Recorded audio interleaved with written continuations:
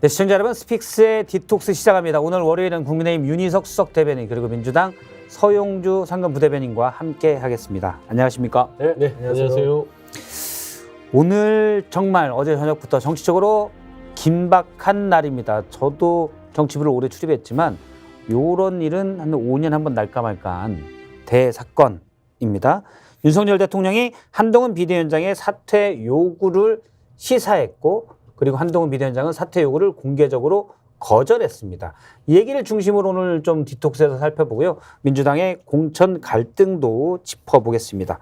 첫 번째 주제는 윤석열, 한동훈 말 그대로 대충돌인데요. 먼저 영상으로 보겠습니다.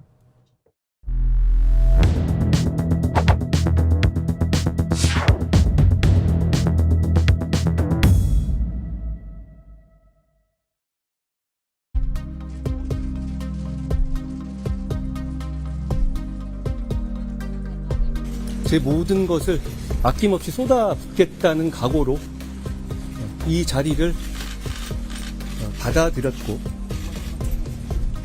제가 부족하지만 그동안 최선을 다해왔습니다. 저는 선민후사하겠습니다.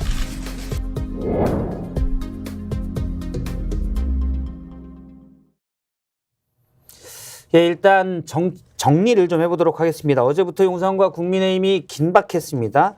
이관섭 비서실장 그리고 윤재혁 원내대표가 한동훈 비대위원장을 모처에서 만났는데, 한동훈 비대위원장 물러나라 사퇴 요구가 있었던 것으로 보입니다. 또 하나는 공천이 지금 총선 공천이 사천이 되고 있다, 뭐 이런 문제들을 들어서 사퇴 요구를 했는데, 그리고 더 중요한 건 저거죠. 바로 김건희 여사의 디올백 문제를 왜 국민의힘이 자꾸 공개적으로 언급하냐, 이 부분입니다. 그런데 뭐 그냥 경고 정도가 아니라 물러나라, 뭐 이렇게 얘기를 한 것 같습니다. 채널A 보도가 저녁에 나왔고요. 바로 30분 만에 국민의힘이 공식적인 공지 문자를 출입기자들에게 보냈습니다. 한동훈 위원장의 입장인데요. 국민 보고 나선 길 할 일 하겠다. 요게 되게 눈길을 끌었어요. 이 부분은 보통 이런 갈등은 물밑에서 이루어지기 마련인데, 한동훈 비대위원장이 대놓고 그게 맞다, 나를 쫓아내려고 했는데 난 안 나가겠다, 요 얘기입니다. 대통령실도 사퇴 요구는 없었다, 요렇게 했지만 대통령이 한동훈 위원장에 대한 기대와 신뢰를 철회했다는 사실 자체는 인정했습니다. 자, 제가 이제 앞에 오프닝에서 5년 만에 한 번 날까 말까한 일이다라고 했는데, 지금 서용주 부대변인이 인트로 우리 나갈 때, 이거 뭐 5년 아니에요, 10년. 그럼요. 또 해방 이후.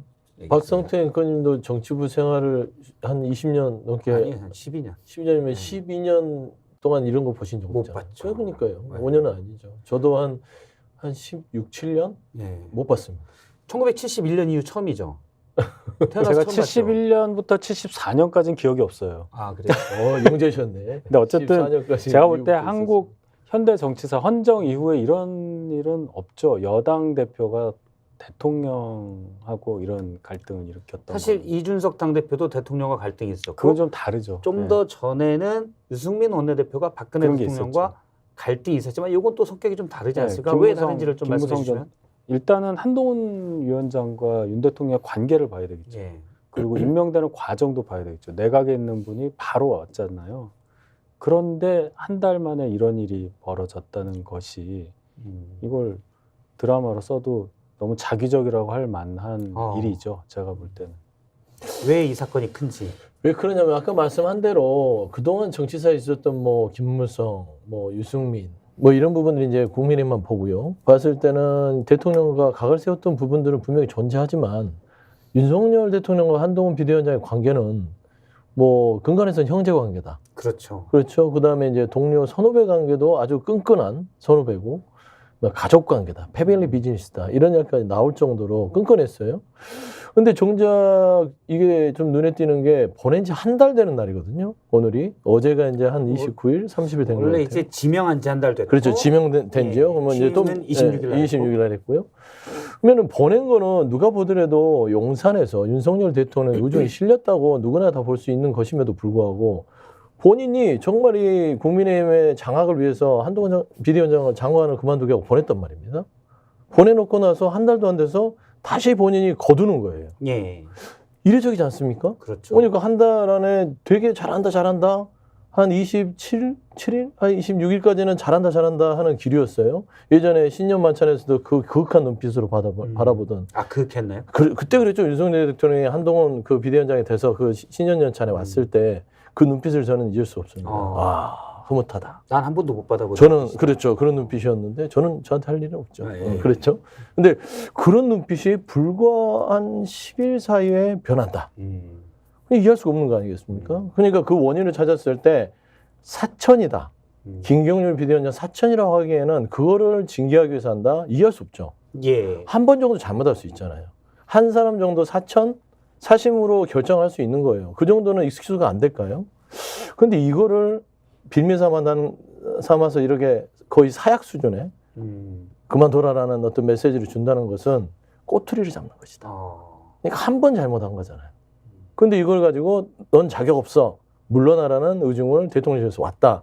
이건 다른 요인이 큰 게 있다. 있다. 그게 보통 우리가 지금 분석하는 게 김건희 여사를 입에 오르락 내리락 하면서부터 이 기류가 아주 급속히 바뀌지 않았냐. 신성 불가침에 대한 훼손이었다. 그렇죠. 윤 대통령 입장에서. 감히. 저는 그런 부분들이고 김경률 비대위원이 좀 그런 부분에서 좀 그런 신기를 건드린 것 같아요. 그리고 한동훈 비대위원장은 그거를 응징해야 되는데 그냥 어떻게 보면 그거를 좀 손 잡아주고 동조하는 듯한 그런 기류를 보면서 아마 대응하지 않았냐. 묵인 또는 동료. 동조와 비슷해요. 왜냐하면 거기서 딱 끊어야 되는데 지금 윤재영 원내대표처럼 예. 이거는 이 몰카범죄다. 절대 이거는 우리가 김건희 여사가 피해자지 가해자가 아니다. 이런 식으로 주장을 했어야 마땅한데 한동훈 비대위원장이 그게 아니었다는 거죠. 사실 일부에서는 이런 얘기도 합니다. 이준석 개혁신당 대표 같은 경우도 약속 대련이다. 근데 윤석열 대통령도 우리 윤희석 대변인이 꼭 성씨가 같아서가 아니라 잘 알고 그렇잖아요. 옛날에 이제 대선 캠프에서 모셨으니까 네. 약속 대련입니까? 아니면 권력 투쟁입니까? 약속 대련이라는 거 자체를 상상할 수 없습니다. 그런 분들이 아니라고 저는 생각하고 이걸 어떻게 약속 대련이라고 생각하겠어요? 그렇죠. 약속 절대- 대련이라고 하기에는 상처가 너무 크죠. 그렇죠. 약속 대련이라고 한다면 서로 여기 때리는 거 알고 피하고 어떻게 좀 맞아주고 뭐 이런 거 아니겠어요? 그런 게 아닙니다. 이거 지금 목검 갖고 하는 게 아니라 거의 칼 들고 하는 거죠. 진검승부예요. 그러니까 정면으로 충돌하는 모양새라는 걸 제가 부인할 수는 없고 예. 그 왜 이렇게까지 왔느냐 여러 설명하셨는데 일단은 용산의 입장에서는 김건희 여사 관련된 특검이라든지 또 거기에 부수적으로 얘기되고 있는 이 백 관련한 이슈들이 굉장히 예민할 수밖에 없잖아요. 그것은 뭐 인지상정 아니겠습니까? 그러면 이 상황 돌아가는 것을 느끼는 그 민감도가 훨씬 높을 겁니다. 당에서 대응한다고 하지만 용산에서 느끼기에는 부족하다고 봤을 거예요. 그 상황에서의 소위 말하는 소통 문제가 분명히 있었다고 저는 생각합니다. 예를 들어서 금요일 저녁에, 금요일 오후에 한동훈 위원장이 한 발언 있잖아요. 예. 국민 눈높이에서 해결하면 될 일이다. 이 말에도 용산에서는 여러 가지로 생각할 수가 있는 여지가 있겠죠. 국민 눈높이? 국민 여론이 과반이 한 60%, 70% 정도 되는 여론이 뭐 사과를 하라고 한다. 이렇게 생각하면은 그럼 한동훈 위원장은 사과하라는 얘기인가? 이렇게 해석할 수 있잖아요. 일반론적으로 보지 않고 그렇게 의도를 갖고 있다고 볼 수 있는 여지가 있었단 말이죠. 그럼 거기서부터는 소통 문제가 있는 거예요. 이것을 그 뜻이 아니라다든지 이것을 본 뜻은 뭐다라든지 이런 과연 소통 채널이 있었느냐 그런 관계가 있었느냐 저는 없었다고 봅니다. 윤석열 대통령의 최측근이 사실은 검찰에 있을 때부터 한동훈 당시에 중앙지검 3차장부터 해가지고 중앙지검장일 때 다음에 총장일 때 반부패 부장 네. 쭉 같이 올라왔지 않습니까? 네. 그래서 누구나 볼 때 최측근으로 봤는데 소통이 최근에는 거의 비대위원장이 된다면 없었나요? 제가 볼 때는 그 소통이라는 것도 아무리 가까운 관계라도 여의도 국회 당이 이제 비대위원장실 국회 있잖아요. 예. 국회하고 대통령실하고 물리적 거리도 있지만은 어쨌든 한 다리 건너예요. 이게 한 몸처럼 바로 옆 사무실이 있고 이게 아니지 않습니까? 그러면 당연히 소통 문제가 있을 수 있어요. 뭐 한 라인도 있고 전화할 수도 있다고 하지만 전화도 하고 뭐 텔레그램도 하고 할 수 예. 있죠. 근데 그게 전화를 뭐 매일 합니까? 뭐 그런 과정이라고 저는 봐요. 그러면 상대방의 움직임에 대해서 언론을 통해서 접하거나 전원을 통해서 접하는 경우가 많죠. 그러면 선입견이라든지 오해가 서로 생길 수 있는 거잖아요. 근데 이 예민한 사안에 대해서도 그럴 수밖에 없었던 사정. 한동훈 위원장이 취임하자마자 신년 인사부터 전국을 막 돌아다녔잖아요. 저도 예. 같이 갔고 뭐 어떻게 소통할 시간이 없었을 겁니다. 뭐 그런 차원의 얘기가 아닐까 저는 추측해 봐요. 자, 하나 궁금한 게 당정 갈등은 있을 수 있습니다. 네. 그런데 예전에는 이런 것들이 물밑에서 있고 언론 보도 등에는 뭐 물밑에서 이런 얘기가 있어, 설이 있어, 전해져, 몇몇 관계자에 따르면 이렇게 이제 뉘앙스를 줘서 네. 그냥 보도하는 거거든요. 왜냐하면 공식화하지 않기 때문에 서로 간에. 그런데 이거를 공식화한 건 한동훈 비대위원장입니다. 어제 저녁 7시 반쯤에 바로 네. 문자를 보냈어요. 국면 보고 나선 길 내 갈 길 가겠다. 이거는 한동훈 위원장이 공식화시킨 의도는 어디에 있다고 보십니까? 아니 정면 승부를 보겠다는 것이죠. 그러니까 이제 보도 행태를 보면 대통령실에서 작정하고 한동훈 비대위원장을 죽이겠다는 것이에요. 보면은 채널A 보도가 5번이 나와요. 연속해서 단독으로 다른 건으로 해서. 예. 그러니까 대통령실 관계자발 등등 여권 관계자발로 나오지 않습니까? 그거는 이제 보통 보도 행태를 아는 분들은 그 소스가 기자의 취재로 나오는 게 아니라고 봐야 돼요. 어느 정도 충분히 많은 거를 어느 정도 이제 보도 채널에다가 던져주고 한 채널에서 계속 이제 보도를 하면서 이슈를 던져주는 건데. 그러니까 뭐 여의도 모처인데 누군가 취재를 해서 여의도 모처에 기웃거리다가 잠깐만 그게- 한동훈 그건- 비대위원장 아니야? 이관섭 비서실장 아니야? 둘이 밥 먹어? 무슨 얘기? 이게 그런 게 아니고 아니라 아예 내용을 그냥 통으로 던져준 누군가 거예요. 오늘 이렇게 만났는데 이런 일이 있었어. 그렇습니다. 아주 구체적으로 하는 것이죠. 그래서 그런 부분들을 한동훈 비대위원장이 그걸 모르겠어요. 나름대로 검찰 내부에서 스핀다트 역할을 오랫동안 했기 때문에 언론 생리를 누구보다 잘한다고 봐요. 그랬을 때는 대통령실에서 나에 대한 공격이 들어왔구나. 이게 이제 그 전에 저는 주목하는 것들이 이철규 인재위원장이죠. 그분과 한동훈 비대위원장 간에 어떤 불화설이 잠깐 한번 보도가 된 적이 있었어요. 예. 그죠? 그때는 뭐 그럴 리가 없다라고 봉합이 됐긴 했지만 그때부터 아마 조짐이 있지 않았을까 라는 좀 생각이 들고요. 아마 그런 것들이 결국에는 한동훈 비대위원장도 잘못하면 내가 지금 가고 있는 정치적인 스탠스에 대해서 용산에서 마음에 들지 않게 생각할 수도 있겠다 라는 고민들을 했던 것 같은데 지금 때가 온 것이다 라고 판단을 했고 한동훈 비대위원장도 이대로 가면 본인은 지금 여기에서 뭐냐면 여기서 윤석열 대통령한테 고개를 숙이고 김건희 여사에 대해서 그냥 그대로만 간다면 본인이 80일 뒤에 비대위원장으로서의 결과치를 받아야 될 거 아니에요. 그러면 윤석열 대통령이 책임지나요? 누가 되죠? 한동훈 비대위원장이 지는 거 아닙니까? 정치적으로 본인의 첫 시험대인데 그 성과를 내기 위해서는 김건희 여사의 리스크를 어느 정도 해소하지 않고서는 이번 총선 승리 아니면은 최소한의 면피가 어렵다라는 판단을 한 것 같아요. 왜냐면 본인도 살아야 될 거 아니에요. 언제까지 윤석열 대통령의 그런 뭐 아바타나 부하로서 2인자로 살 수 없다. 본인 한동훈도 미래 권력으로서 한번 시작했으니까 빛을 봐야겠다라는 욕심이 생기겠죠. 라는 차원에서 좀 움직임이 있었는데 용산에서 보고 나서 이거 절대 얘기하지 말라고 했는데 이거 봐라. 예. 천해. 라는 것이고 저는 이철규 그 의원 자체가 한동훈 비대위원장의 옆에서 감시 역할을 했던 것이에요. 감시자였다. 저는 그렇게 봐요. 조력자라기보다 그렇죠. 용산에서도 한동훈 비대위원장의 여러 가지 감시를 모르겠습니까? 서로 친한데 그렇기 때문에 옆에서 잘 봐라.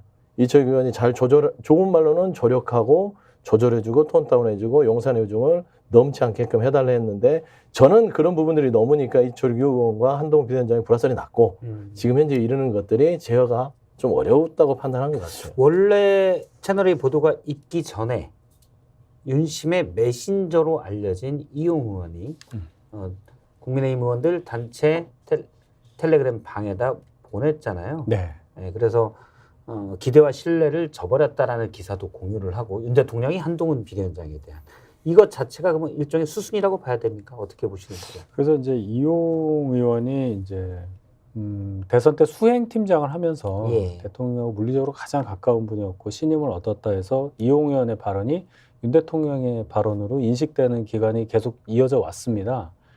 그런 이용 의원이 단톡방, 다른 데도 아니고 의원들만 있는 단톡방에 그 기사를 올리고 그 기사 내용은 그런 겁니다. 네. 대통령이 한동훈 비대위원장에 대한 기대와 지지를 철회했다. 지지를 철회했다. 네, 예. 뭐 거취, 뭐 거취는 당에 맡기죠. 뭐 예. 이런 게 쭉 그런 얘기들이 있었는데 그 얘기는 뭐겠어요.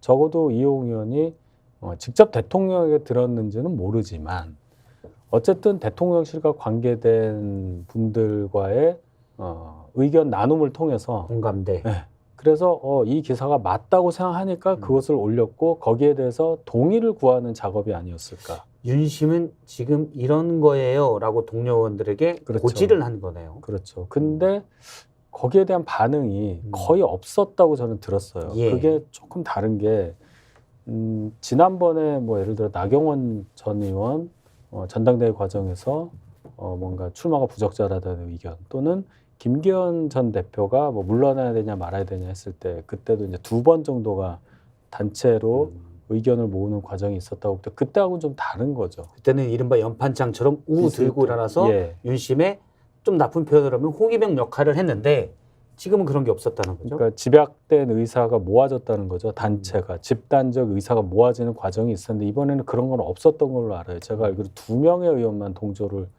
했다고 들었는데 제가 뭐 그 방에 들어갈 수가 없으니까 제가 알 수가 없어서 그래서 다들 뭔가 좀 상황을 지켜보는 분위기다.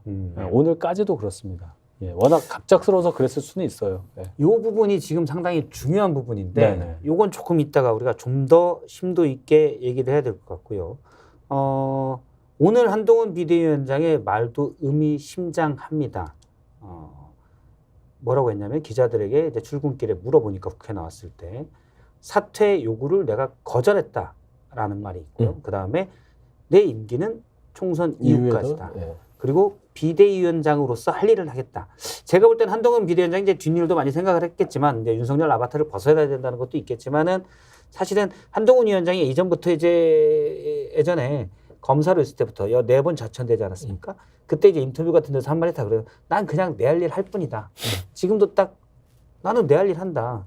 그게 내 자존심이다. 늘 그래왔어요. 그래왔던 것 같아요. 그래서 근데 이제 사퇴 요구를 공식화했잖아요. 또 구체적인 표현까지 써가면서 전날 공지문자는 조금 함축적으로 시사했다면 이번은 했습니다. 네. 이 의도는 뭐라고 보십니까? 그러니까 아까 말씀드린 대로 한동훈 비대위원장은 여기에서 본인이 끝내버리면 사라진다니까요. 그건 이거는 뭐 형장에 있을까지는 아니더라도 예.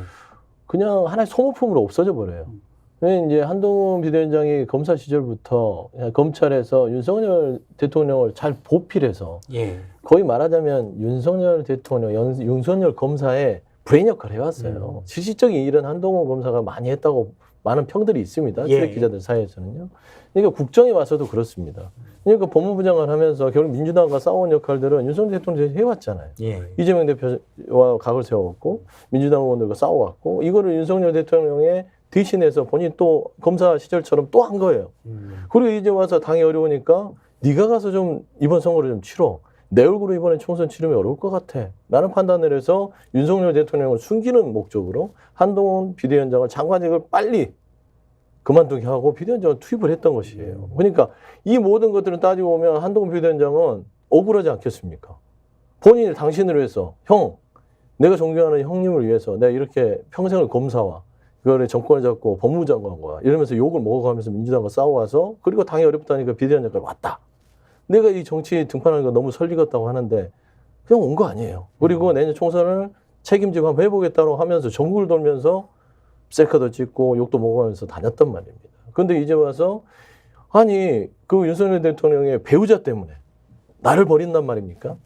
라는 그런 서운한 감정이 있는 것이고 두 번째는 이제는 정치인 한동훈으로서 본인도 이제는 탈바꿈하려고 하는 것이에요. 이제는 못 돌아갑니다. 정치인으로 왔잖아요. 그렇기 때문에 저는 이런 부분에서는 본인이 여기에서 정치인 한동훈으로서 윤석열 대통령과 마지막 정면 승부를 통해서 자기를 지키는 게임을 하겠다는 의지가 있습니다. 거기에 제가 조금 보탤 얘기는 그럼 결국 한동훈 위원장과 윤석열 대통령 무슨 관계냐 그걸 봐야 되겠죠. 예를 들어 검사 동일체 원칙하에 검사로서 쭉 같은 길을 갔다면은 소위 말해서 이 일로 연결된 비즈니스 관계 더하기 인간적인 관계까지 거의 형 동생이 되는 거잖아요. 예. 후자의 관계는 별로 없다고 봐야 됩니다. 한동훈 위원장이라는 사람 자체가 제가 볼 때는 그래요. 관찰한 결과 그런 관계로 사람과의 관계를 유지하거나 택하지 않았을 거라 느낍니다. 아예 친구라면 모를까. 그렇다면 윤석열 대통령과 두 분은 연령으로는 13살 차이가 나고요. 사시기수로는 4개 차이가 납니다. 예. 예, 그런 상하 관계에서 일을 하는 관계, 거기에서 일을 수행하는 과정에서 서로의 신뢰 관계는 충분히 있었다고 봅니다. 근데 그것이 인간적인 관계까지 가서 이렇게 서로 입장이 달라졌을 경우에 무엇을 택할 것이냐. 한동훈 위원장은 일을 택했다고 저는 생각을 해요. 비대위원장으로서의 그렇습니다. 그래서 자기 할 일을 하겠다고 하잖아요. 오늘도 한 얘기가 있어요. 그 전부터도 그런 표현을 많이 강조했는데 오늘도 한 얘기가 당은 당의 일을 하고 정은 정의 일을 하면 된다. 바로 정부는. 그겁니다. 바로 그거예요. 그럼 한동훈 비대위원장은 그거에 유추해봤을 때는 무조건 직진 고입니까? 그렇다고 봐야죠. 저는 한동훈 위원장 취임 이후에 계속 하셨던 말씀 중에 가장 제 귀를 잡는 2가지 말이 있어요. 처음에 한 말이 그겁니다. 저는 질 이유를 찾지 못했습니다. 2번째는 저는 정말 이기고 싶습니다. 예. 이게 무슨 말이냐는 거예요. 이길 방법을 안다는 거잖아요. 그리고 본인이 그걸 하겠다는 얘기지 않습니까? 그게 뭔지는 뭐 짐작하시는 바 그대로입니다. 그게 짐작이 지금 안 나온 돼요. 거라고. 짐작이 뭐죠? 모든 어떤 당에 저희가 예. 총선을 준비하고 총선을 맞이하는 입장에서 맞닥뜨려야 될 모든 이슈에 대해서 본인이 해결을 해야만 하고 그걸 하면 이길 수 있다. 이렇게 결론이 가는 거잖아요. 결국은 김건희 특검법은 악법이라고 했으니 최소한 많은 유권자들의 반감이 컸던 디올백 문제는 내가 해결하겠다. 뭐 그렇게 해석할 수 있는 건가요? 특검법하고는 좀 달라요. 특검법은 법적으로 문제가 있고 뭐 여러 가지 얘기를 했기 때문에 또 재의결 절차를 남겨놓고 있기 때문에 그것은 충분히 막을 수 있다고 생각하고 국민들께 설득이 가능하다고 봤을 겁니다. 근데 말씀하신 백 관련한 부분은 어떻게 저희가 이것을 대응해야 되는지 굉장히 미묘한 문제이기도 하거니와 당이 보는 문제와 대통령실에서 보는 그 시각 차이가 분명히 존재한단 말이죠. 예. 그것을 본인이 안다는 얘기를 한 거고 나름대로 해법을 가지고 있었다고 봐야 합니다. 그런데 이제 용산에서 무슨 X소리냐.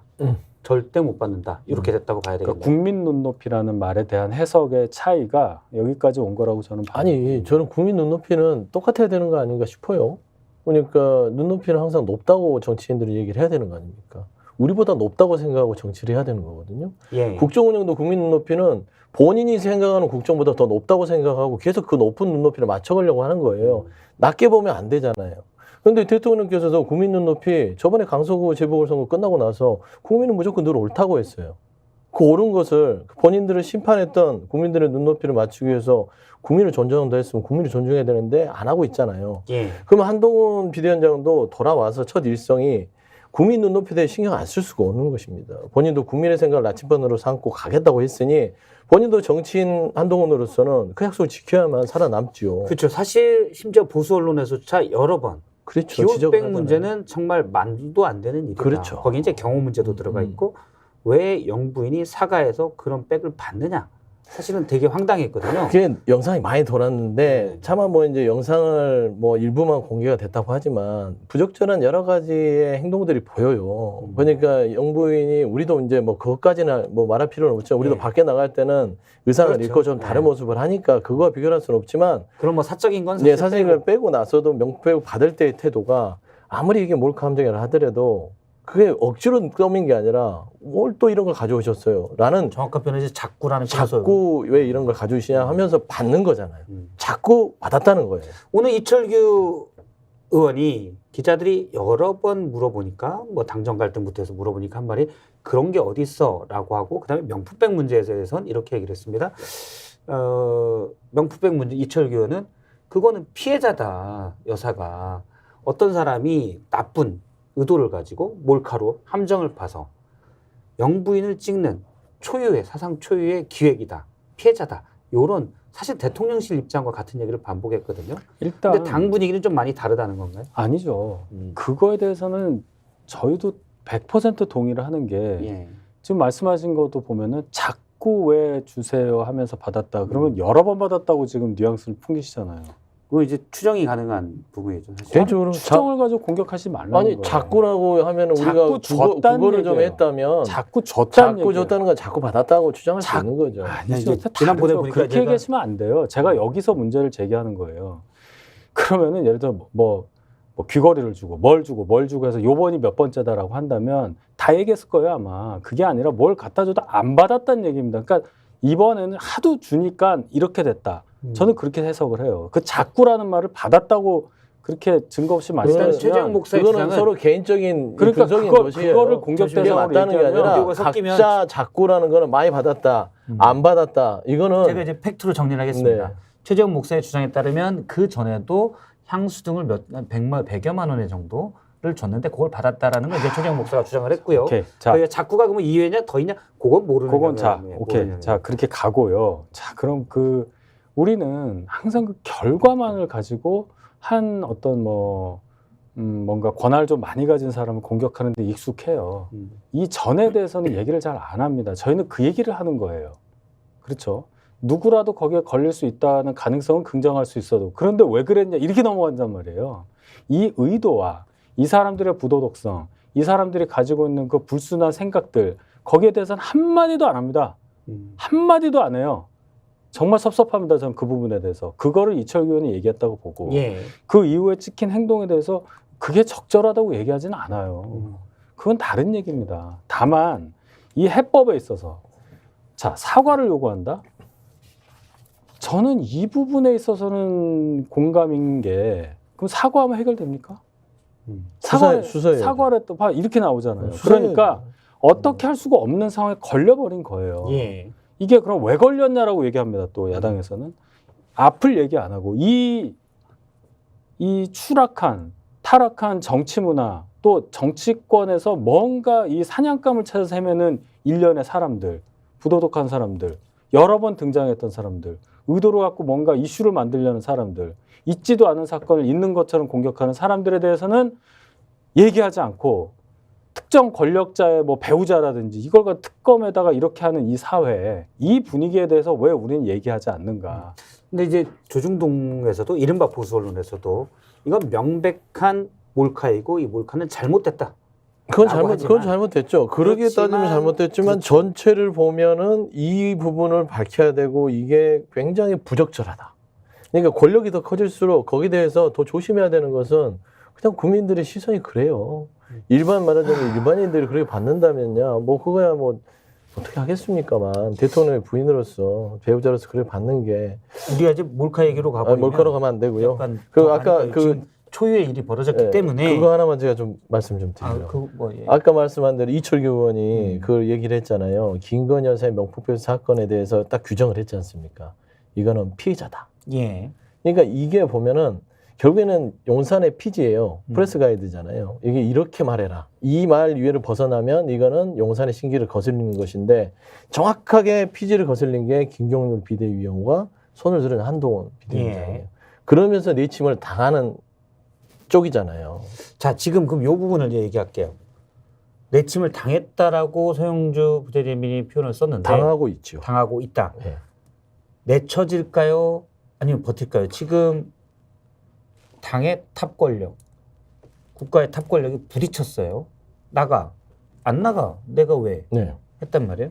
이거 어떻게 해결되거나 그러니까 또는 충돌이 되거나 어떻게 진행될 거로 보면 생각하십니까? 두 가지로 해석이 가능할 것 같아요. 지금 현재까지 표면상으로는 사약을 받은 거예요. 예. 사약을 받아라. 걷어찼죠. 걷어찼죠. 안 먹어 하고 딱 던져버렸어요. 그러니까 이거 봐라 라는 것인데 결국에는 이제 용산의 움직임을 보는 것이 중요한 것 같아요. 이제는 한동훈 비대위원장은 분명히 나는 못 나가요. 여기서 바꿀 수 있는 것들은 대통령을 따로 만나거나 정치적으로 여러 가지를 물밑 작업을 통해서 어떤 절충안을 찾겠죠. 두 번째는 뭐냐면은 이게 약속 대련인지 아닌지를 봐야 돼요.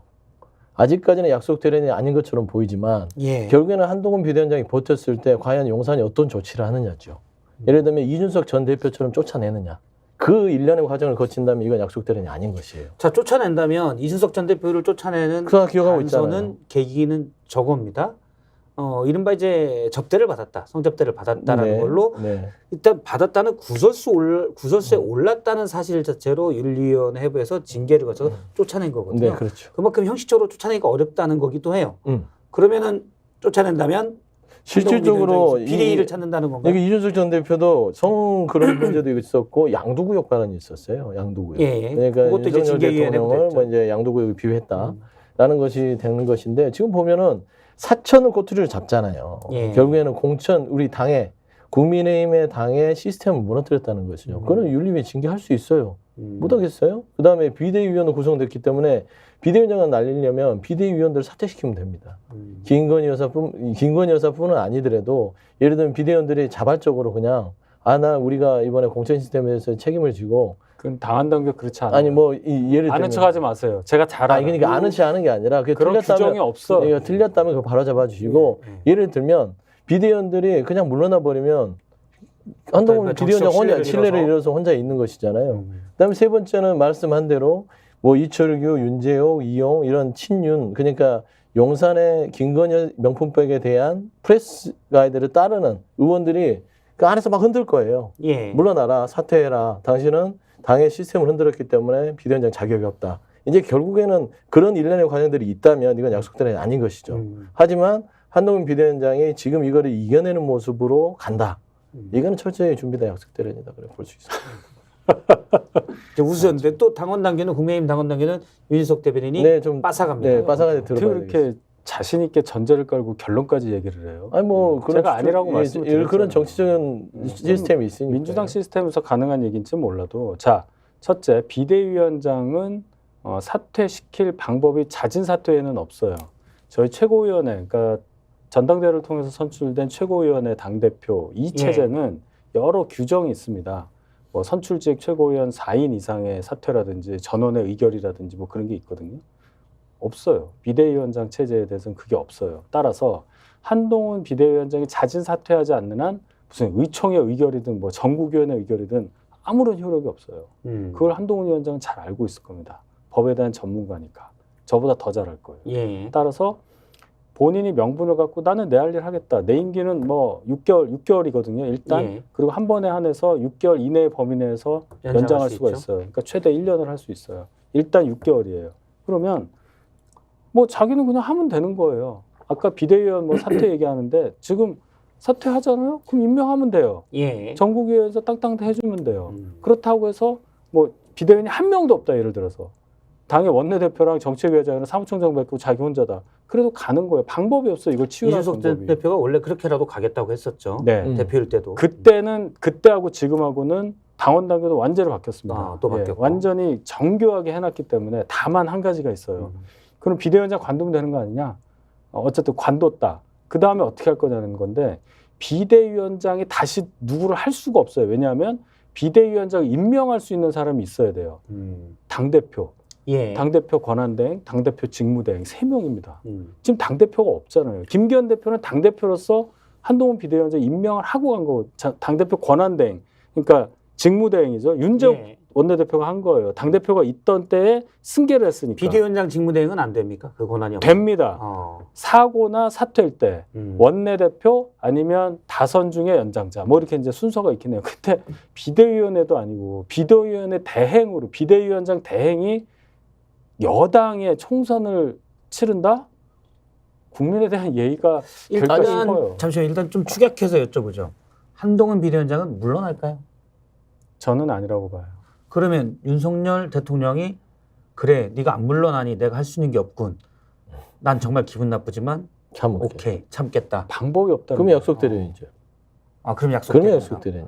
근데 실제 지금 말씀하신 대로 한다면 저거잖아요. 그러니까 이거는요. 방법이 없는 거지. 그러니까 약속대로랑 봐봐요. 다른 거예요. 이게 당헌 당규가 축이 네. 되긴 해요. 근데 정치라는 게 그런 게 아니에요. 그동안 보면은 예를 들어서 지금 뭐 김기현 대표 당대표 만들고 쭉 하면서 김기현 대표 내치고 이준석 대표 내치는 과정 속에서 예. 그러니까 말씀하신 당헌 당규대로 혼자 남아서 할 수 있어요.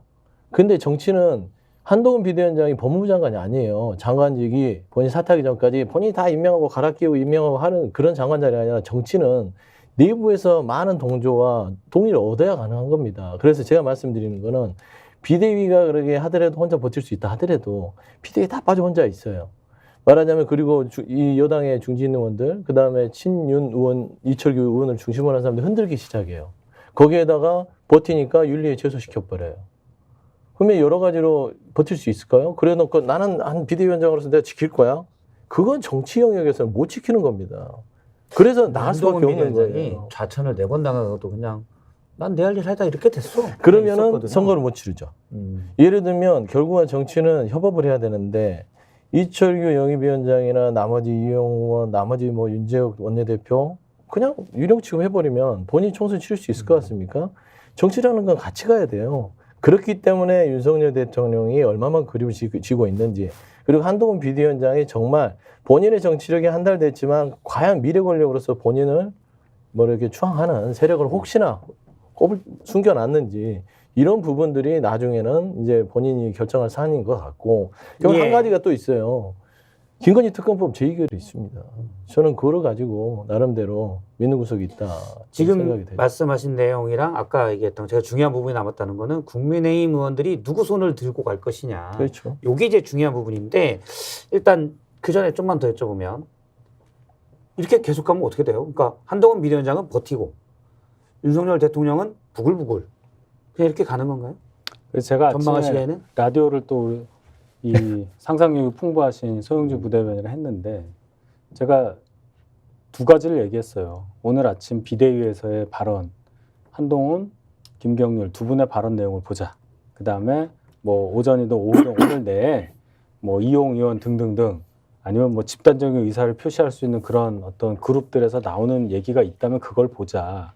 만약에 후자가 없다면은 어느 정도 이 갈등이 더 커지는 거를 막으려는 분위기가 양쪽에 있는 거라고 해석할 수도 있겠다 했는데 예. 아직까지는 제 바람대로 가고 있어요. 저는 어떻게 보냐, 뭐 용산과 대통령실, 윤 대통령과 한동훈 위원장이 뭐 갈등을 일으켜서 어떻게 됐다 이런 분석을 하시려는 사람이 아닙니다. 저는 기본적으로 당을 위해야 되고 모두에게 좋지 않아요. 저희 입장에서는 현재 공멸이에요. 상황이 공멸입니다. 저는 당을 위해서 얘기하는 당 대변인으로서 말씀을 드리는 건데. 그러니까 3자가 아니라 그 안에 들어가 있는 저는 그 플레이어로서. 안에 있는 사람이에요.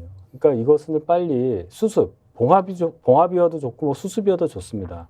빨리 1초라도 빨리 이 이슈가 가라앉기를 바라는 마음에서 드리는 말씀인데, 한편으로 다행인 것은 비대위원장에 대해서 어떻게 할 수 있는 방법이 없다. 제도가 없어요. 아까 자진 사퇴하는 방법이 없다고 그랬잖아요. 이것이 어떻게 보면 역으로 생각하면 해결할 수 있는 하나의 굉장히 중요한 단서가 될 수 있다. 이렇게 보는 거예요. 그러면 사실은 이걸 해결하려면 그냥 말로 서로 조용히 있을 수도 있지만 자 그러면 문제는 계속 남아 있습니다. 김건희 여사의 백 문제. 그렇죠. 자 그럼 여기서 앞으로 한동훈 위원장이 또는 김경률 비대위원이 이 백 문제를 전혀 언급을 안 하냐. 이수정 교수도 있고요. 제가 볼 때는 할 겁니다. 계속. 그 사람들도 그 사람 나름의 소신과 성정들이 있기 때문에 그러면 용산에서 그걸 받아들일 거냐. 이 문제가 남아 있고요. 가장 좋은 해결책은 사실은 용산에서 국민의힘 내부에서도 요구하는 것처럼 대국민 사과를 한다든지 근데 그럴 가능성이 과연 있느냐. 제가 볼 때는 없을 것 같아요. 그것도 단정이죠. 대통령실과 전혀 의견이 다르게 완전히 다른 방향으로 그럼 더 이상 여당이 아니에요. 그럼 이번 총선은 여당 없는 총선이 돼요. 예. 저희 당이 그냥 야당을 선언한 겁니다. 당정 협의도 할 필요가 없는 거예요. 그러면. 그렇죠. 그렇지 않아요? 그게 가능하겠어요? 그러면 아까 제가 얘기했던 중요한 문제로 다시 돌아와 보겠습니다. 지금 말씀은 우리가 이제 여당이 아닐 수 있다라는 건데 지금 말씀하신 대로 그건 극단적인 얘기죠. 제가 그러니까 얘기한 거는. 근데 지금 국민의힘 의원들이 누구 손을 들 거냐 한편은 지금 권력 그것도 엄청난 검찰총장 출신의 대통령 3년 이상 남은 또 한 명은 미래의 국민의힘의 가장 유력한 대선 주자로 꼽히는 한동훈 위원장입니다. 자 거기서 국민의힘 의원들이 물론 진윤계는 죄송합니다 명확하게 손을 들었지만 어떻게 보세요? 저는 좀 영리하신 분들은 한동훈 비대위원장의 손을 들어줄 공산도 있다고 봐요. 왜 그러냐면 어차피 총선에서 망하게 되면 윤석열 대통령은 조선일보에서 썼잖아요. 조기래 힘덕이 오는 겁니다. 그러니까 권력이 아무리 기간이 남다 하더라도 총선에서 이 말하자면 개헌 저지선을 못 지킨다? 그러면 그거는 윤석열 대통령이 그동안도 못 해왔지만 더 이상 할 게 없어요. 그럼 멈추죠. 그러면은 이제는 3년이 남은 상황에서 미래 권력에 대해서 띄울 필요가 있다라고 판단하시는 분들이 있을 거예요. 좀 힘들지만 개헌 저지선 이하의 이건 예정입니다. 이하를 가지고라도 미래 권력을 잘 키워서 뭔가 새로운 보수 정당의 어떤 기치를 세워서 윤석열 정부의 실패를 반복하지 말자. 예. 왜냐하면 한동훈 비대위원장 자체가 저는 개인적으로는 거품이라고 생각하지만 결국에는 지금 대통령보다 더 인기가 많다고 봐요. 그런 의미에서는 한동훈 비대위원장을 선택하려고 하는 사람도 충분히 있을 수 있다. 저는 그런 측면에서는 이번에 한동훈 비대위원장은 그런 부분들을 머릿속에 계산하고 지금 정면 승부를 하는 거다. 저는 그렇게 봅니다. 앞서 이제 윤희석 대변인이 얘기한 대로 이용 의원이 카톡방에 그 단톡방에 내용을 썼는데 네. 큰 호응이 없었다. 네. 예전과 다르게. 네. 요게 지금 서영주 부대변인이 말한 그런 것들의 좀 방증 그런 거 아닌가요? 그건 좀 이른 해석이에요. 일단 너무 놀라서 그랬을 거예요. 저도 도대체 이 기사가 왜냐하면 이 조금 길 수 있는데 그 쿠키뉴스라는 그 매체에서 쓴 그 기자분 그분 이름도 참 그분입니다. 예. 서울의 소리 그분하고 똑같아요. 동일인은 아닙니다. 지난 대선에도 여권 핵심 관계자 발로 엄청나게 많은 기사를 썼고 이른바 일부- 윤회권을 만들어낸. 네, 그래서 이준석 전 대표가 그걸 보고서는 윤핵관이라는 단어를 만든 그 기사를 쓴 그 기자예요. 예. 그래서 아니 이게 뭔가 싶었어요 저는. 아마 대부분 정치를 많이 하시는 의원들 입장에서도 이게 뭘까 했는데 이 기사를 믿어야 되냐 말아야 되냐 생각부터 했을 거예요. 오전에는. 근데 이제 저녁에 채널A에서 그것을 확인하는 기사가 나오기 전까지는 어안이 벙벙해서 아무도 얘기를 못할 가능성이 크고 채널A 기사에서 이제 여러 가지가 나오고 비대위원장실에서 아까 뭐 문자를 날렸다는데 아예 공지를 때린 거예요. 그렇죠. 예. 제할 일 공지 문자가 하겠다. 날린 거죠. 그럼 뭐 의원들은 무슨 말 합니까 거기다가. 그래서 지금 이게 뭔가를 지금 파악하는 단계. 아직도 그 파악 단계는 아직 24시간이 안 지났어요. 물론 그 기사 나온 지 24시간이 지났지만 따라서 아직도 다들 이게 뭔가 싶은 단계. 그러니까 저는 오전 중이면 한 7, 8명 정도는 윤심을 나타내는 발언을 할 줄 알았어요. 오늘 오전요? 네. 예. 저도 제 그래서 그 얘기를 한 거예요. 제가 근데 아까 없더라고요. 라디오에서. 없잖아. 그러니까 진입학을 못 하는 거죠. 아니. 진인은- 친윤이라든지 이런 아니 그러니까 의중을 이게 약속 대련인가 진검승부인가를 보고 있는 것이죠.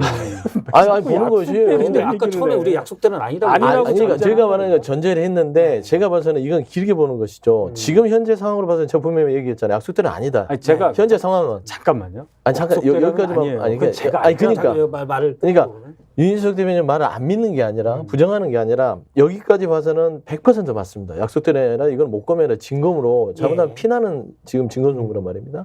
그런데 이 이후에 한동훈 비대위원장이 오늘 얘기를 했잖아요. 나 안 나가 라고 했을 때 용산에서 그 이후에 어떻게 하느냐에 따라서 이 전체적인 이 말하자면 윤한 대전이라고 해야 되나? 윤한 대전은요 결국에는 약속 대전이냐 아니냐가 결정된다니까요. 여기를 어떻게 처리할 건지를 봐야 돼요. 그러니까 지금 국민의힘 의원들은 지금 가만히 지켜볼 수밖에 없죠. 용산에서 어떻게 나오지? 아직 안 나오잖아요. 입장이 없죠.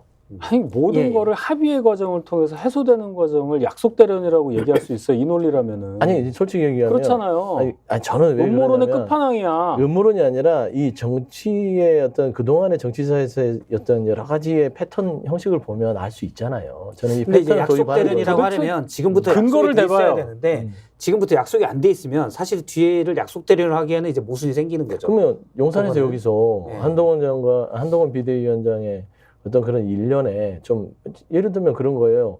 본인의 이 용산의 어떤 이 거대한 말하자면 결정, 큰 권력자의 결정에 맞서서 본인은 국민만 보고 가겠다는 얘기거든요. 예. 국민을 보고 나선 게. 그 다음에 나의 할 일을 하겠다. 아주 명확하게 미래 권력으로서의 메시지예요. 이건 지금 살아있는 권력에 대항하는 예전에 윤석열 대통령이 했던 했던. 방식이란 말입니다. 사실 어떻게 보면 닮은 그 꼴이 있어요. 예전에 추미애 장관이 말하자면 윤석열 검찰총장을 막 박해하고 이런 부분들의 어떤 데자뷰가 저는 보여서 혹시나 나중까지를 봐야 그 데자뷰가 성립이 된다면 예. 그때는 약속 대련이 아니었지만 그런 공산이 있을 저 수도 좀 말하게 있다라는 해주세요. 제가 알겠습니다. 오디오 물린다고 해서 이제 말하는데 제가 아니 지난번에 보니까 오디오가 너무 물려서 아니, 증거를 대보란 말이에요. 저도 약속 무슨 내가 대련이면 무슨 검찰이에요. 좋겠어. 무슨 아니, 증거를 말할 야- 때는 오디오 예, 안 물리게 약속 대련이면 좋겠다고. 진짜로 그만큼 절박해요. 저는 이렇게 가면 당이 어떻게 될지 뻔히 알아요. 진짜 약속 대련이면 좋겠다니까. 근데 그 아무런 증거 없이 나중에 뭔가 봉하게 되면 이럴 줄 알았어. 근데 맨날 그런 생각하고 사나 봐요.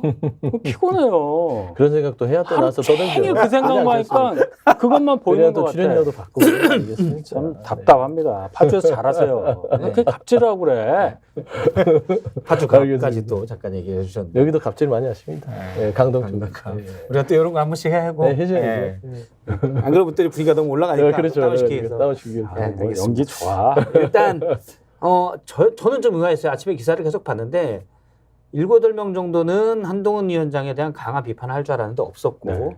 오히려 유경준 의원이랄지 아, 예. 하태경 의원이랄지 한동훈 위원장에 손을 드는 의원들이 좀 더 있어요. 바깥으로 표출된 얘기들은.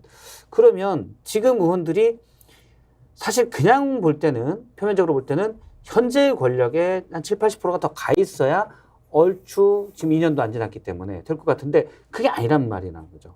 어떻게 보시는지 그래서 내부 분위기를. 그러니까 저도 이게 왜 그런지를 모르겠어요. 예를 들어 이런 게 있습니다. 오늘 경북 의원들이 모이기로 했어요. 예, 오늘 모임이 원래 예정된 모임이죠. 지역 현안을 논의한다는 뭐 명분이었는데 안 하기로 했어요.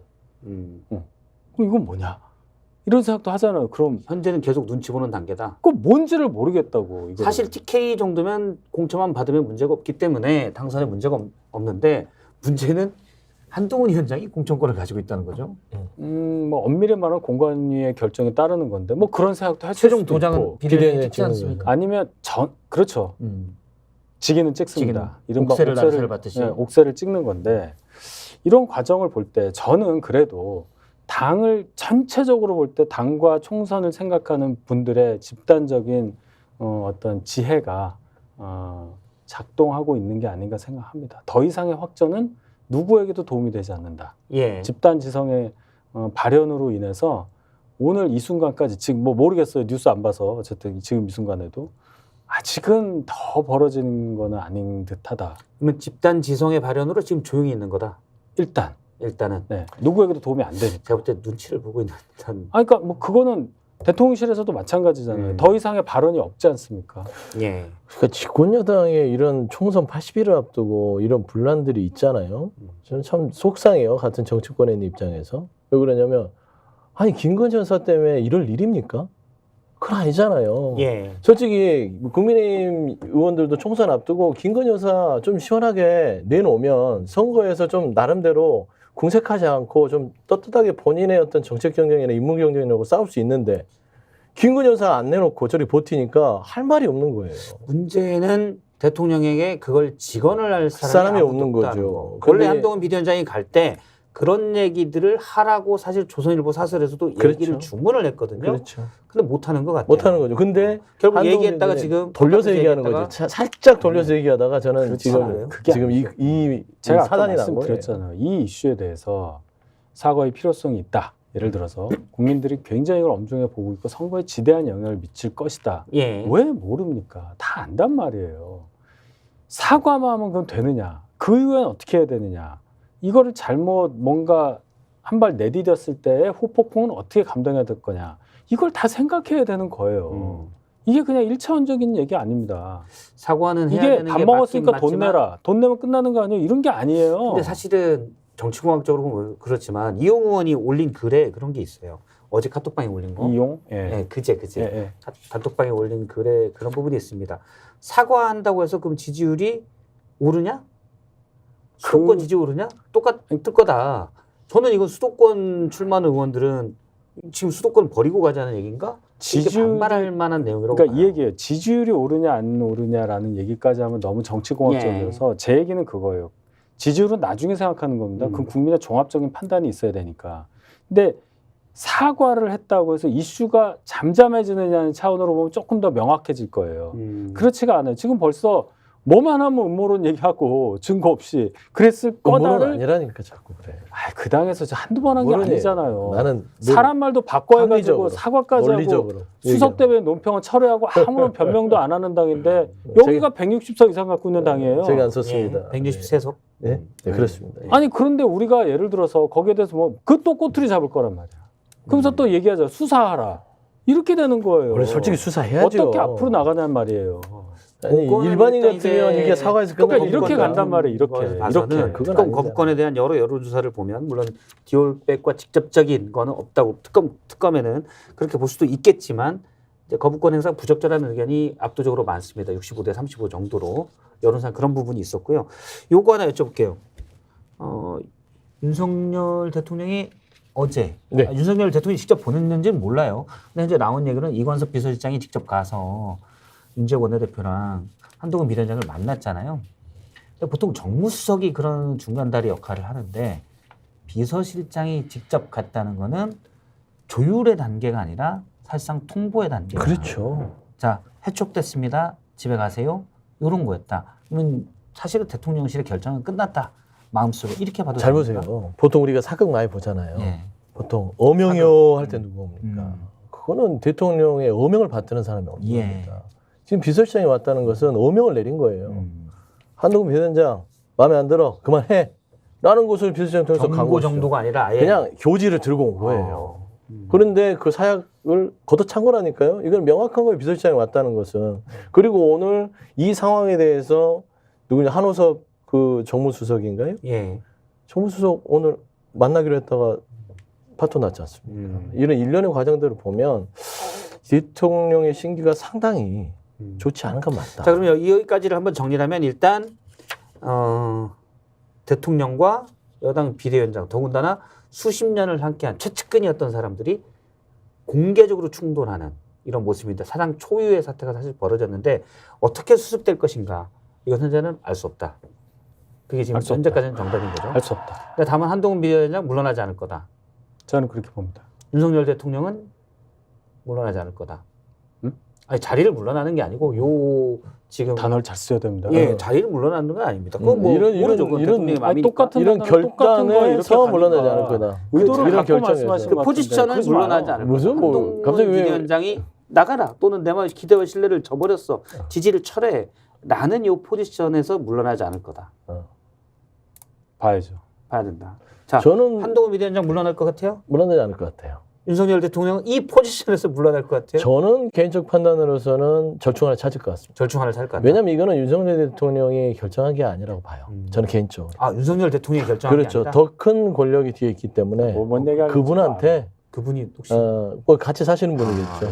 진짜 그분의 어떤 윤허가 있어야만 이게 조절을 하는데 솔직히 윤석열 대통령은 아끼는 한동훈 이 동생, 한동훈 비대위원장이 이렇게 하고 싶겠습니까?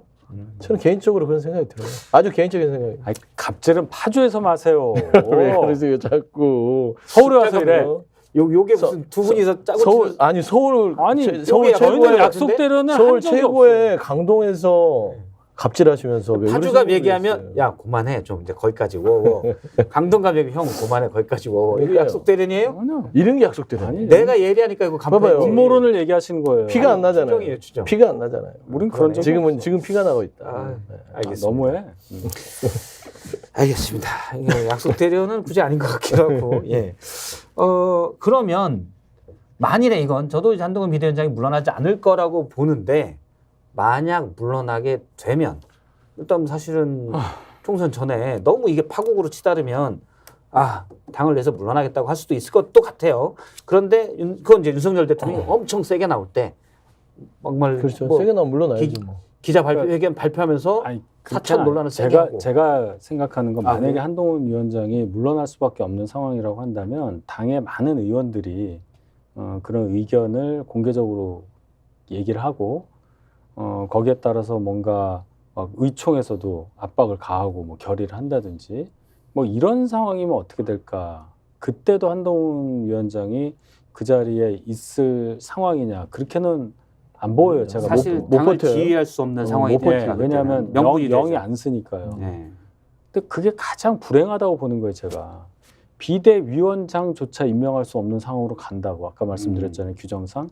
그럼 비대위원장 대행 윤재욱 원내대표 이 체제로 총선을 치러야 되는 거예요. 총선에 이제 강동갑에 출마하려고 하는 윤희석 대변인으로서는 안타까운 매우 그렇죠. 안타깝죠. 그리고 당에 그러면 어떻게 되냐면 이 공천을 생각하는 사람들의 이 집중력이 완전히 흐트러지는 거예요. 어떻게 해야 되지? 왜냐하면 동네를 가면 그걸 물어볼 거란 말이에요. 어떻게 되는 거야? 왜 싸웠어? 그 당은 왜 그래? 이게 최악이에요. 보통 이제 일반 시민들은 콩가루야. 막 이런 뭐 건데. 그럼 그렇다고 콩가루가 들어가면서. 아닙니다. 이럴 수도 없고 그런 상황이 이 선거 얼마 앞둔 입장에서는 굉장히 걸린다. 그래서 제가 말씀드린 이 상황은 모두에게 공멸의 상황이다. 이 말씀 드린 거예요. 만일 그런 상황이 되면 그러니까 너무 빨리 나간다면 한동훈 비대위원장으로서는 비대위원장으로서의 일을 다 못했다는 책임감이 들겠지만 저쪽의 압박이 엄청나게 심해져서 물러나게 된다면 한동훈 비대위원장은 또 한 2년 뒤에 국힘의힘 유력 대선 주자로서의 또 위상을 갖게 되는 거 아닙니까? 없어져요. 없어져요? 그냥 이거죠. 안녕 이거 되는 안녕이에요? 거죠. 그러면 안녕이에요. 한동훈 비대위원장의 한계점은 윤석열 대통령과 김건희 여사를 빼버리면 검사 한동훈밖에 없다니까요. 근데 이번에 강하게 부딪히는 그러니까 모습을 강하게 보였기 때문에 부딪혀서 이겨내면 한동훈이 딱 서요. 정치인 한동훈으로서. 그렇기 때문에 저는 한동훈 비대위원장이 여기는 사퇴하지 않으려고 끝까지 갈 것이다.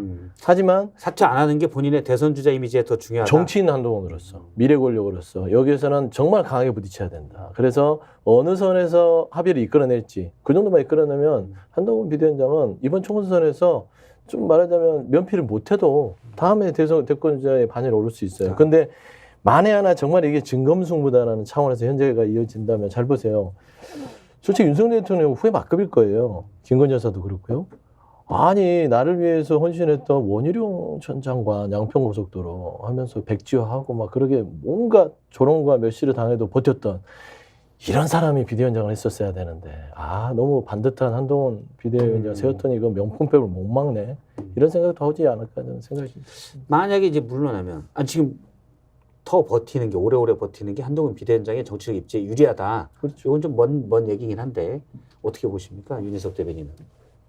뭐 며칠 더 버티냐가 의미가 없고 명분을 더 갖고 있는 행위를 해야 되겠죠. 명분. 정치는 명분이 있어야 설령 당장 고난이 있더라도 나중에 소생할 수 있는 거잖아요. 그런 면에서 평가를 해야 되는 거고 뭐 한동훈 위원장이 물러난 다음에 몇 년 지나면 대선 전국이니까 그건 너무 먼 얘기라고 먼 얘기다. 생각해요. 지금 저희는 총선부터 급해요. 그 당은 안 그런가 보죠. 똑같습니다. 그 당은 일단 뭐 이제 국민의힘 얘기를 하니까 저희 당은 안 넘어가나요? 만일에 한동훈 비대위원장이 물러나면 차기로는 사실은 뭐 원희룡 그렇죠. 어떤 차기요? 비대위원장이요. 비대위원장을 임명할 수가 없다니까요. 물러나면서 이제 한동훈 비대위원장이 임명하고 물러나도 안 되잖아요. 된다. 제가 말씀드렸잖아. 비대위원장은 당대표가 아니에요. 당원에 딱 박혀 있어요. 비대위원장 임명권자는 당대표 권한대행, 당대표 지금 그러면 그 말귀를 못 알아듣는 거예요. 그러니까 지금. 권한대행 그것도 안 돼. 이게 선대위원장 그러니까 권한대행도 말씀드렸잖아요. 원내대표, 예. 그다음에 다선 의원이 여러 명 있으면 연장자. 그러면 지금 문재인 원내대표로 가는 수밖에 없는 거네요. 그렇죠. 한동훈 말씀드렸죠. 안 비대위원장. 하신다 그러면 그 다음 사람이 하는 거고. 근데 그러면 원희룡 비대위원장 안 뭐 이거는 사실은 이제 절차 공부를 안 하고 한 얘기라니까요. 알겠습니다. 아니, 당헌 아니, 경우가 권한- 1분만 보면 돼. 원래 그거 권한대행이 나도 권한대행이 했건 그 맞는데. 역할을 다 하는 거 아니에요? 아니에요. 우리 거 저희는 보세요. 저희는 정확하게 그러는데. 돼 있어. 그래요. 그거 여기는 저도 좀 하도 봤는데. 비대위원장 체제도 참. 많고 해서 그런 게잘 저도 돼 있어요. 비대위원장 체제를 많이 겪었죠. 여기는 몇 달 하고 또 바뀌고 우리는 그러나. 굉장히 정교하게 만들어놨는데 그렇죠. 이게 비대위 또 역으로 전문이니까. 되는 거예요. 인정하겠습니다. 여기는 숙련된 비대위. 하여튼 어떤 방식으로든지 총선을 치러야 되면 윤재호 원내대표가 비대위 대행 체제로는 쉽지 않아요. 그렇지 않겠습니까? 그 얘기 했어요. 그러니까 했잖아요. 그러니까 쉽지 않잖아요. 그렇기 예. 때문에 저는 어떤 방식으로든 간에 저는 누구든 하나 세울 것이다. 자, 안 알겠습니다. 된다고 얘기했잖아요. 아니, 지금. 선대위원장이든 뭐든 뭐 총선 뭐든 하나 만들면 되잖아요. 그거 에어타임 만들면 잡지 되지. 마요. 우리 당 얘기를 왜 거기서 하냐고. 내가 말을 더 많이 나 같으면 해야지. 그러면 절차상 안 된대. 안 된대. 알았어. 안 된다고. 조용히 있어요. 우리가 이럴 때는 자, 민주당 안 된대. 넘어갈까요? 전문가 불러야 돼. 이럴 알았어. 때 전문가가 못 아니, 온대요. 윤리- 오던데요? 네. 윤리심판원 만들어 놓고 한 번도 안 한다고 우리가 그러니까. 달러. 큰일 났네 민주당. 윤리심판은 정말 전문으로 올 수가 해야겠다. 없는 유일 체제인데 뭘 걱정을 해요, 거기는. 전문가 왔다가 지금 욕 뒤지게 먹고 그러면 안 돼. 공부를 하시라고. 알겠습니다. 민주당 저희가 가시죠. 이제 공평하게 사실은 이제 여야를 좀 맞춰서 다루려고 하는데 오늘 처음에 봤듯이 너무 초유의 사태가 나왔기 그렇죠. 때문에 맞아요. 여당과 그 용산 얘기를 좀 더 길게 했고요. 그리고 그렇다고 우리가 또 야당 얘기를 안 할 수 없으니까 민주당의 이제 공천 갈등 이 부분을 잠깐 다루겠습니다. 영상으로 먼저 보겠습니다.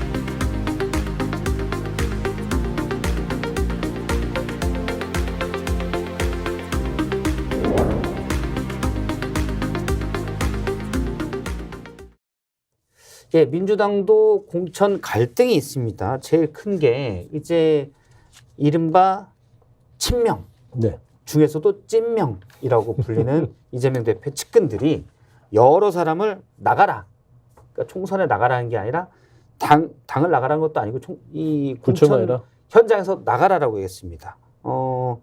임종석, 노영민 두 전 청와대 비서실장도 그만 나와라. 저리 가. 이랬고요. 이인영 원내대표, 전 원내대표를 향해서도 그랬고, 그다음에 386도 친문도 다 나가라. 그랬습니다. 어떻게 보세요? 일단 먼저 제가 얘기할 기회를 시간이 많이 네, 없어요. 많이 다 아니, 비판할 수 있는 명분으로 기회를 보면 뭐 주겠습니다. 친명계가 꼭 아니더라도 아까 지금 영상 보셨지만은 예. 그분들 몇십 년 되신 분인지 알잖아요. 이해찬 그분은 88년부터 활동하셨으니까 도대체 몇 년입니까? 총선에 안 나오죠. 36년 아니에요. 36년 막 머리도 막 이렇게 돼가지고 도대체 기력이 어떠신지 모르는 그 얼굴을 또 보고 있는 거 아니에요? 민주당 지지자들조차. 예. 임종석 전 의원 89년에 전대협 3기 의장하면서 전국적 인물이 된 사람이요. 그럼 몇 년이죠? 35년 됐어요. 예. 정치 데뷔는 96년, 2000년 했습니다. 2000년. 이런 분들 우리가 또 봐야 된다. 이인영 의원은 그 1기 의장이에요. 일기 전대회장이죠. 네, 전대협 1기 의장이에요. 그럼 정치 도대체 20몇 년, 30몇 년 하는 분인데 임종석 전 의원은 지금 본인이 초선 처음에 됐던 중성동 갑에 24년 만에 또 나온다는 거 아니에요. 24년 4반세기예요. 4반세기. 그 당이 정상인지 모르겠어요. 그거 가지고 지금 저희 당 뭐 비난하시는데 뭐 저희 당 비난은 제가 봤는데 비난- 친명 비명 갈등도 있지만 사실은 이 주장은 그건 주장만 타당해요. 듣고 보면 그러나 타당하다고 일진 반에서 일진 정도 되는 사람들인 친명에서 그 얘기하기에는 본인들을 돌봐야 된다. 이수진이라는 비례의원 서대문에서 안 나온다고 불출마 선언하더니 이제 또 윤영찬 의원 현근택 나갔으니까 거기 간다고 하고 있어요. 예. 그러면서 하는 말이 이수진의 정치는 멈추지 않습니다. 이수진이 그렇게 유명한 분이에요? 두 명이 있으니까 도명이니 그래서 아 유명하죠. 그래요? 그럼 비례대표- 비례 이수진이라고 얘기를 하든지. 두 명이니까 두 명이니까. 자주 나와서 유명해졌다. 자주 이제 이름이 두 명이 돌아가면서 나오니까 유명해진 너무 거죠. 창피해. 자기가 자기 이름 얘기하는 경우는 없어요. 그러니까요. 더 얘기해 주십시오. 아 그러니까 그래서 우리 민주당에서 파주에서 어떻게 생각하시는지. 파주나 이런 데도 마찬가지고 꼭 파주 얘기하는 건 아닌데 네, 파주하면 안 민주당에 돼요. 파주 얘기하면 안 돼요. 저와 그렇죠. 잘못하면 공정성을 갑질하는 알겠어요. 것 같아서 안 돼요. 미안해요. 공정성을 해칠 제가 수 갑질을 있으니까. 했네 파주에서. 저는 그러니까 공정합니다. 예. 제가 우리가 볼 이제 때 파주 출마하려고 하기 때문에 그 얘기를 그런 하면서 얘기 하시면 윤우덕 안 의원도 돼요. 같이 나와서 얘기를 그래, 해요. 저희도 그렇지만 민주당 내에서 저희도 나이 많아요. 50대 중반을 향해 가고 많죠. 있어요. 그쵸? 오선도 있죠. 오선. 아니 저를 보고 그렇게 얘기하실 필요는 없어요. 저 젊게 살고 있습니다. 액면으로는. 하여튼 근데 형. 그 앞 세대가 안 나가니까 지금 계속 밀리고 있는 거 아니에요. 너무 밀렸어. 이제 지하철 끊길 것 같아요. 네. 집에 어떻게 가냔 말이지. 민주당 저희보다 좀 더 심각하다고 봅니다. 그 뭐 그런 비판받을 부분들은 분명히 존재합니다. 예. 그런데 이제 저는 그렇습니다. 지금 뭐 당대표 전 당대표 부대표죠 당대표실에. 근데 저는 민주당 혁신행동, 뭐 더민주 혁신회의 예. 여기서 막 주장하는데 친명 조직이죠 이른바. 그렇죠. 그렇게 본인들이 자칭하는 것도 같고 친명 조직이라고 해도 뭐 크게 무리가 없는 조직인데 왜 이런 분란을 일으킬까? 지금 분란이라고 봅니다. 공천은 늘 얘기했지만 시스템에 의해서 돌아갈 수 있도록 옆에서 외부에서 지방방송 꺼야 돼요. 또 본인들이 예를 들어서 출마를 안 하는 사람들이 모여서 한다면 모르지만 대부분 이분들은 출마를 하시는 이해충돌의 소지가 있습니다. 그러니까 좀 뭐랄까요 고인물들이 나가야 내가 내가 들어가니까 들어가니까. 친문 386 너희들 많이 해먹었잖아. 뭐 임종석 실장도 그렇죠. 나가라 좀 그만. 나 좀 먹게, 나 국회의원 좀 하게. 지금 말씀하신 바는 그러면 그걸 물밑에서 조용히 하면 모르겠는데 대놓고 하니까 갈등이 생긴다. 갈등이 생기죠. 벌써 봐봐요. 이런 얘기를 대놓고 하니까 뭐 친명계에 있다는 친문 비명 압박 나오잖아요. 예. 이렇게 하면 안 되는 거잖아요. 근데 그런 의도도 있을 것 같아요. 이렇게 대놓고 하는 거는 이른바 강성 지지층의 결집 효과를 노리고 바로 이분이에요. 이분이 나가야 돼요. 우리가 친명을 맞아요. 해서. 그렇게 해요. 그런 효과를 노리고 이렇게 대놓고 하는 거 아닐까? 그렇게 마케팅을 하는 거예요. 지금 이제 이수진 의원에 대해서도 이제 저는 그게 당에서 공천을 준 게 아니라 본인이 서대문 출마하겠다고 했다가 분명히 당시 우상호 의원께서 여기 전략적 된다 오지 마라 했는데 네. 그냥 고집을 가셨어요. 그래서 전략적이 돼버렸죠. 그러니까 이제 성남에 가시는 부분들은 본인이 정치적인 부담을 지면서 그냥 가는 거예요. 예. 그냥 출마 선언하는 것 뿐이에요. 근데 당에서 그거야 그거를 그럴 수 있죠. 잘했다 어. 하고 줄지 안 줄지는 미지수지만 그게 솔직히 통상 여야를 막론해서 그게 플러스 요인은 아니잖아요. 네, 그건 이제 개인의 선택이란 그 선택이는 것이고 두 번째 자객공천이라고 막 저기는 반명이야 비명이야 해서 나오신 분들 있잖아요. 예. 특히나 여기 뭐 주장하시는 분들도 뭐 기동민 의원, 윤건영 의원, 총각석 의원 이분들 아직 재선밖에 안 됐어요. 근데 여기를 찍어서 하는 것들은 여기에 나오실 분들 분명히 있을 거예요. 그분들은 이제 비리 혐의를 받고 있는데 왜 또 나오냐? 요게 그런 이제 식인데 친명들의 주장이죠. 그게 정말 다른 경실련이나 시민단체에서 했다면 그냥 이 부분에서도 뭐 곱씹어서 민주당이 공천한테 심사를 해야 된다고 할 거예요. 하지만 민주당 혁신행동 내에 출마를 여기와 일중대 안 되는 분이 있냐? 아니거든요. 이렇게 하면 안 된다는 것이죠. 저는 그런 의미에서 제가 가끔씩 이 패널로 나오면 아니 뭐 누구를 뭐를 저하고 경쟁하는 삼선 의원님이 계시는데 거기에 대해서 말을 할 수가 없어요. 공정하지 않잖아요. 그냥 나는 갑이다 뭐 이런 얘기만 뭐 그 정도만 하고 이제 저를 좀 알리려는 정도 수준인데 이런 식으로 대놓고 내 이 자리 빼고 정치를 이용해서 여긴 비명에도 하고 내가 밀고 들어갈게요. 아주 안 좋은 겁니다. 예. 그러면 지금 공관위에서 이런 의견을 들어서 만에 하나 이분들을 어떤 다른 사유로 이거를 뭐 공관위에서 아웃시킨다? 그러면은 이 민주혁신행동 얘기해서 한 것처럼 오해를 받아서 이분들이 반발하면 어떻게 할까요? 오히려 더 아 그럼요. 강성진 씨의 말을 듣고 이재명 대표가 이분들 쳐내라는 거 따라한 거 아니야? 소영주 이런 대변인이 논리거든요. 원래 공천 임박해서는 말 조심하고 혹시 모르니까 그러기 마련인데 이렇게 친명의 날을 세우는 거 보면 겁이 없어요. 겁은 신명이 뭐 아니라 이제 합리적으로 판단하는 거. 워낙 합리적이어서 워낙 그래요. 합리적이죠. 그 저도 말을 이렇게- 못 참는 거예요. 그러니까요. 그래서 소신대로 그래서 하면 이제 큰일 이분을 났네. 한동훈인가? 왜 소신대로 참 사네. 우리가 왜 당이 달라서 너무 아까워. 나도 사육 아까워요. 받는 거예요? 영입 저도 아까워. 사육 받는 건가? 물 정도는 받을 수 있지 근데 않을까 이제 제 싶어요. 생각은 뭐냐면 다른 건 모르겠어요. 비례의원들, 민주당에 지금 비례의원들이 제가 알기로는 17명인데 그중에 한 분 나가 계시니까 16인데 3명 예. 빼고 다 지금 출마한다는 거예요. 어. 근데 출마적이 다 비명한테 간다는 거예요. 다른 건 모르겠는데 비례로 혜택받은 사람이 그 혜택을 발판으로 해서 지역구에 도전해서 상대방에 대해서 압박을 가하고 정치적 이득을 얻겠다고 하면서 자기가 자기 이름 부르면서 누구의 정치는 멈추지 않습니다라는 마케팅하는 거 저는 정말로 혐오스럽습니다. 그런 짓 하면 안 돼요. 비례로 물론 전문적으로 들어왔는데 그래서 250석을 하든지 말든지 비례 제도를 그렇게까지 오염시키고 타락시킬 거면은 비례 안 뽑아도 된다고 생각합니다. 비례 취지는 아시잖아요. 예. 직역 대표, 사회적 약자, 전문가 그룹.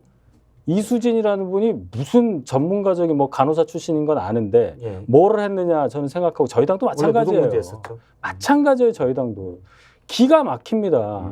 특히나 민주당에는 비례 한 번 하고 지역구 막 하는 사람들이 너무 많아요. 거기도 그렇잖아요. 따지고 보면 비례 한번 하시고 좀 노른자로 또 들어가서 우리 뭐 그러니까요. 그쪽도 거의 없어.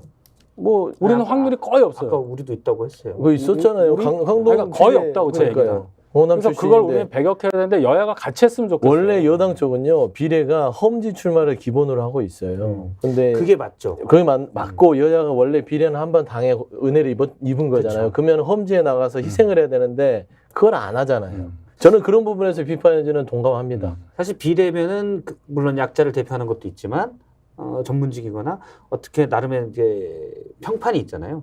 그러면 남들보다 좀 더 이 인지도가 높으니까 그러면 험지로 가서 싸워주는 게 맞는 거죠. 또는 정말 비례로서 잘했다면 또 비례를 하면 되는 거예요. 그렇죠. 비례 여러 번 한 분 많아요. 김종인 위원장 5선입니다. 비례 5선. 어. 과거에 비례 2번 한 사람 많아요. 요즘은 없죠. 요즘 그러니까 그게 왜 그러냐? 비례를 시혜성으로 주기 때문에 그래요. 그러니까 2번을 못 주는 거지. 오염이 됐다는 얘기예요.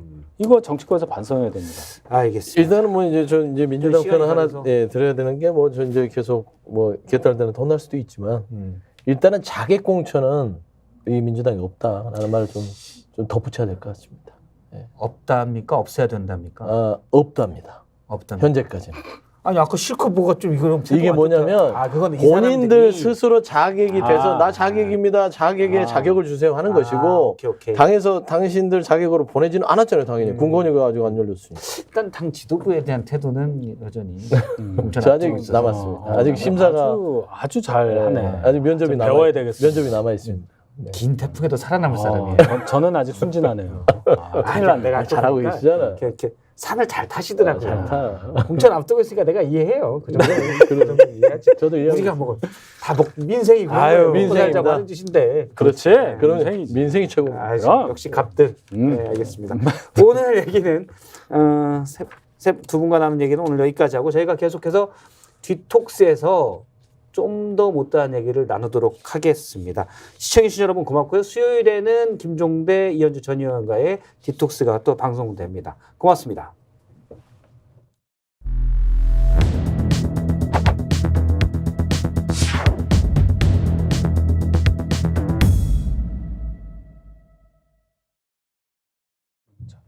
오히려 이게 좀 재밌더라고. 이렇게 요 그림이 이거 재밌어서. 요거 앞에는 그냥 편하게 다음부터는 이렇게 한 30분만 하고 요거는 그러니까. 30분 하는 게 더 재밌을 것 같아. 요거 네, 이거 과자도 주고 좋지. 이거 안 하면 과자를 이거 안 안 줘.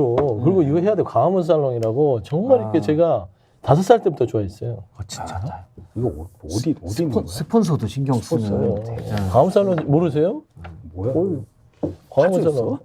아유 이거 전국에 있어요. 광화문 살롱이. 파주 가변 없어? 갑에서 본 것 같아요. 강동- 아니 하나 열어야겠어. 강동구에 하나 해야 되겠네. 강동구에 한 2-3개 하세요. 재력이 되시니까. 아니 근데 어떻게 하려고 그래요? 이거 진짜 국민의힘 아 진짜 큰일이야.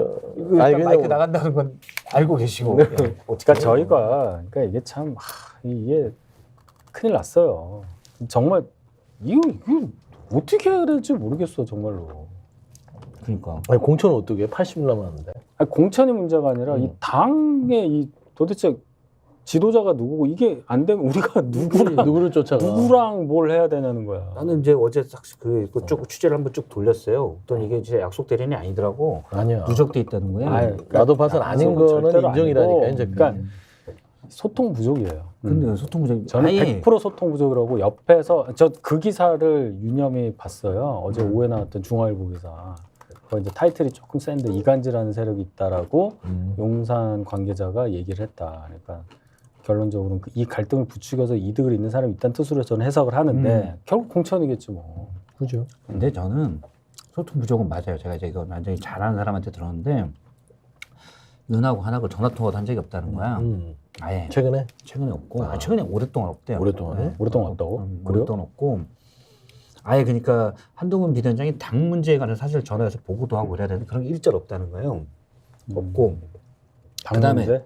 또 하나는 이제 소통 문제라고 하지만 소통을 했으면 해결될 거냐? 난 아니라고 봐요. 두 사람이 부러질지언정 휘지 않는 사람. 둘 다 성격들이 비슷하다. 소통해봐야 더 일찍 터졌어 내가 볼 때. 그럴 가능성이 커요. 내 말에 동의하죠? 그럴 수도 있겠다. 네. 맞네. 부산에 동의대학교가 있습니다. 동의대학교가 있어? 동의대학교가 있어. 있죠. 그럴 유명한 때 좀 공천 앞두고 애매할 때는 부산 동의대학교를 내가 그때 가봤는데 뭐 이런 식으로 하면 괜찮겠네. 안 가봐서 그래. 이름만 알아. 홈페이지에서 보면 봤는데 그래서 참 좋더만. 근데 동의대를 하는 대로. 참 난감합니다. 그래서 이게 어떤 해결 방안이 근데 제가 아까 말씀드린 그 부분을 잘 보세요. 비대위원장을 어떻게 뭐 의결이나 이런 걸로는 그 자리에서 내려오게 할 수 없는 그러니까 방법이 없다라는 것이 오히려 해결할 수 있는 방법이 된다니까요. 비무장지대 같은 역할을 한단 말이에요. 윤재욱이 하면 되죠.